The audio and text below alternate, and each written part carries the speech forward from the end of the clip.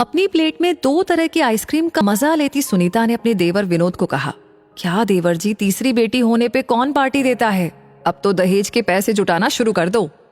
अपनी भाभी की प्लेट को देख हंसते हुए विनोद ने कहा, अरे भाभी, आप क्यों चिंता करती हैं? घर में खुशी आई थी तो सबके साथ बांट लिया, और फिर बेटियां तो अपना भाग्य लेकर आती है।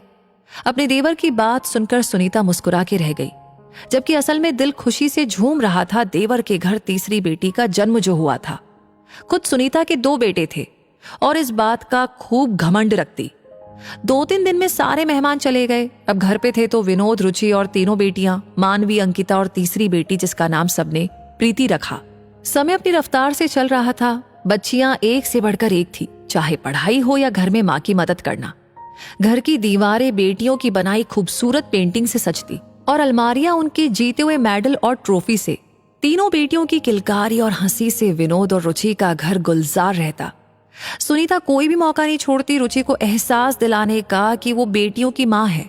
देख रुचि, चाहे जितने इनाम जीत ले ये लड़कियां, पर दहेज तो फिर भी लगेगा। जोड़ना शुरू किया कि नहीं? रुचि अपनी जेठानी की बातों से जब घबरा जाती तब विनोद समझाता, बेटियां अपना भाग्य लेकर आई है रुचि, हमें तो बस उन्हें सही राह दिखानी है। फिर देखना, किसी भी बेटे वालों से कम नहीं है हमारी बेटियां। जब कोई पूछता कि विनोद जी, कब तक आप किराए के मकान में रहेंगे, अपना घर क्यों नहीं बनवाते?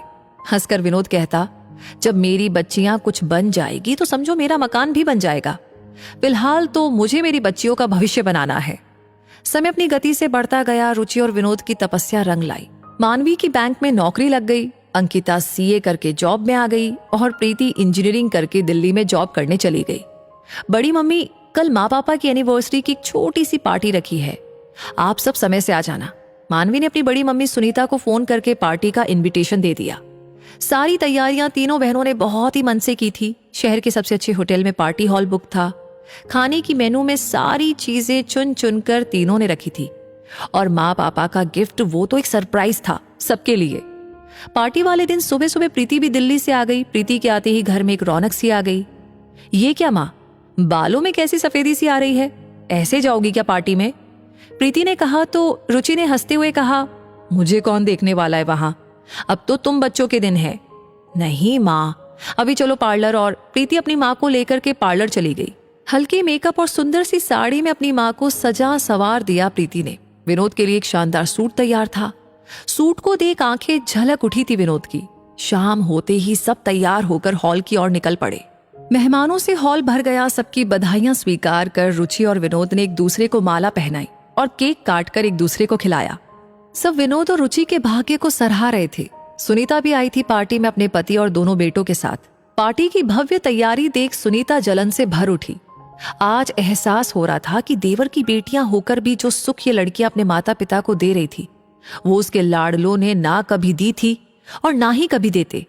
तभी प्रीति ने माइक पर अनाउंस किया, नमस्कार, हमारे बुलाने पर आप सभी आए उसके लिए बहुत सारा शुक्रिया। अब समय है मेरे पापा माँ को गिफ्ट देने का, जो हम तीनों बहनों ने अपने माँ पापा को दिया है, लेकिन इसके लिए बाहर लॉन में चलना होगा सबको।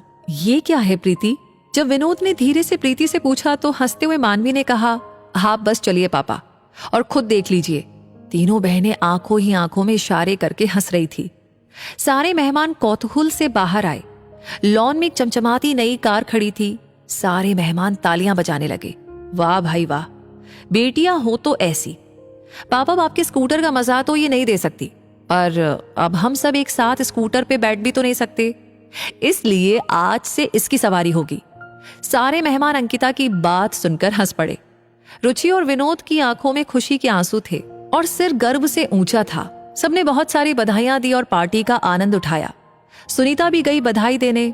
बधाई हो देवर जी, बेटियों ने नई गाड़ी दी, और क्या चाहिए? सच कहा भाभी, और क्या चाहिए मुझे, जब ऐसे बच्चे हो तो। मैंने कहा था ना कि बेटियां खुद अपना भाग्य बनाती है। यहाँ तो इन तीनों ने मेरा भाग्य भी बदल दिया। देखिए तो कैसे मुझे स्कूटर से उठाकर कार में बिठा दिया। अपने देवर की बात सुन सुनीता ने अपने नालायक जवान बेटों को देखा, जो आइसक्रीम के मजे लेने में बिजी थे। आज बेटों की मां होने का दंभ टूट गया था सुनीता का। बेटियां किसी बेटे से कम नहीं होती, बस थोड़ा प्यार और साथ हो तो बेटियां वो कर जाती है जो कई बेटे वालों के भाग्य में भी नहीं होती।